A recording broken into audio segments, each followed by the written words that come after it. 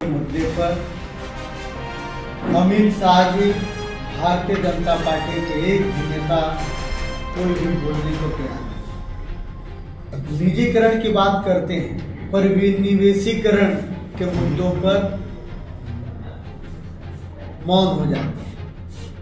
यह कहीं ना कहीं बस्तर के साथ छलने का प्रयास है, बस्तर को ठगने का प्रयास है।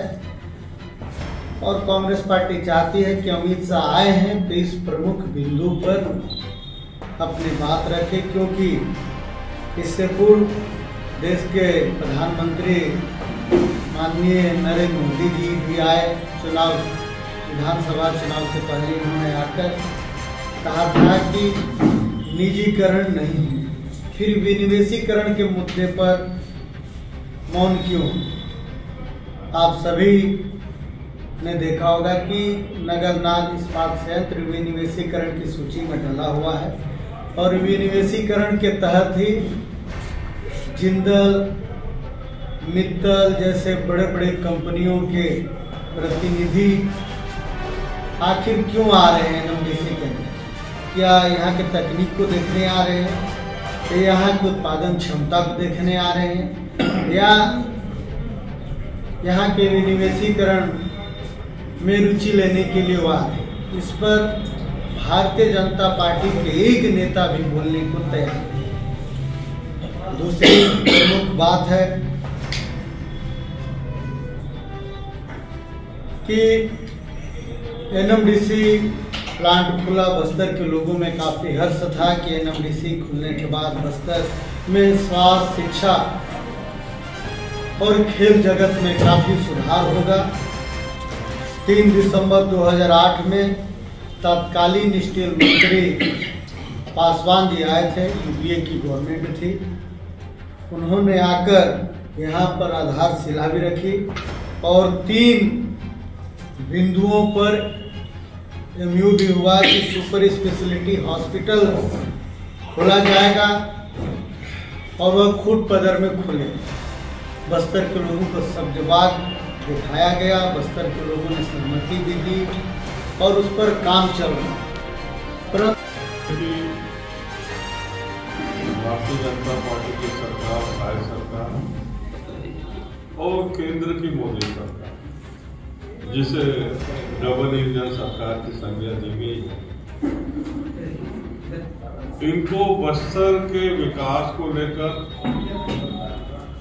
सिर्फ बयानबाजी, कागजी बात करना इनका शौक हो गया है। जनता को गुमराह करना इनका काम हो गया है। आज बस्तर छत्तीसगढ़ की जो खनिज संपदा है, जिसको अगर सही तरीके से उपयोग हो तो रोजगार के अनेक अवसर बन सकते हैं।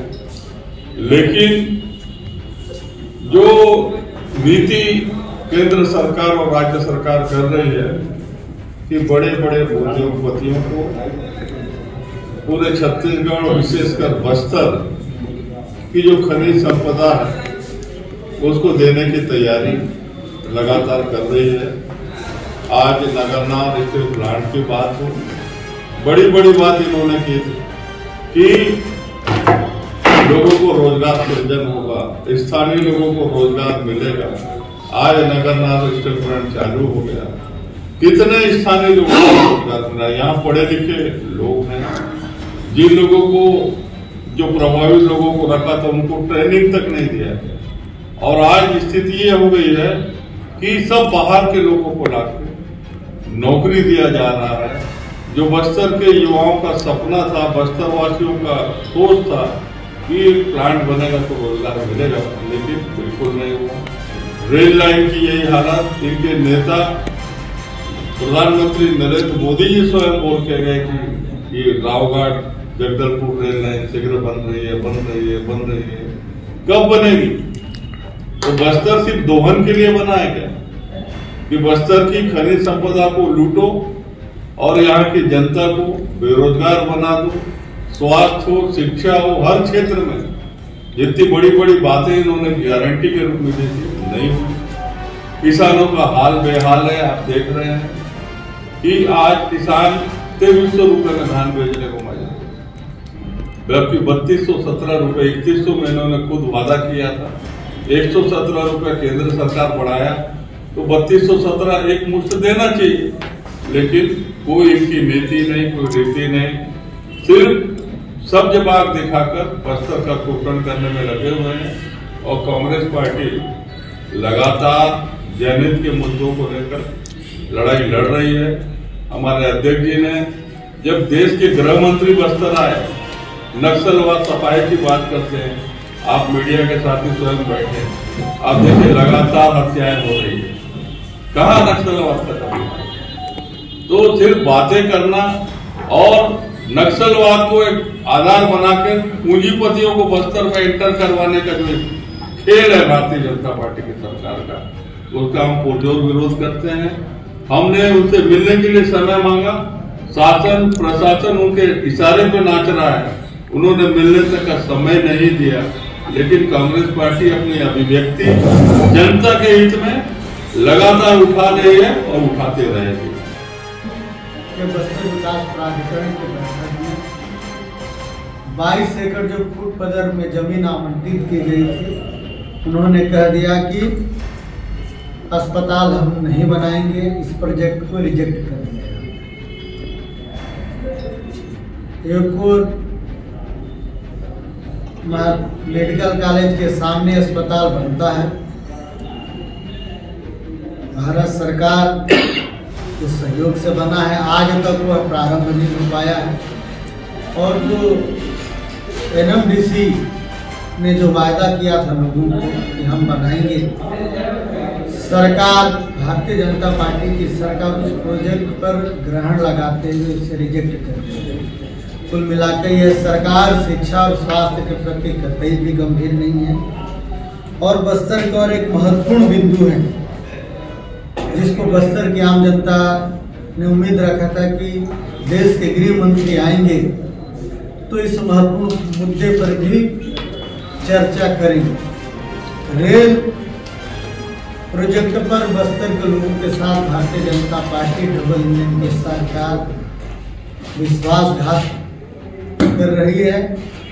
रेल परियोजना पर सरकार सिर्फ झूठ बोलने का काम करती है। खासकर इस देश के प्रधानमंत्री नरेंद्र मोदी जी 2015 में दंतेवाड़ा आए थे, उन्होंने कहा था कि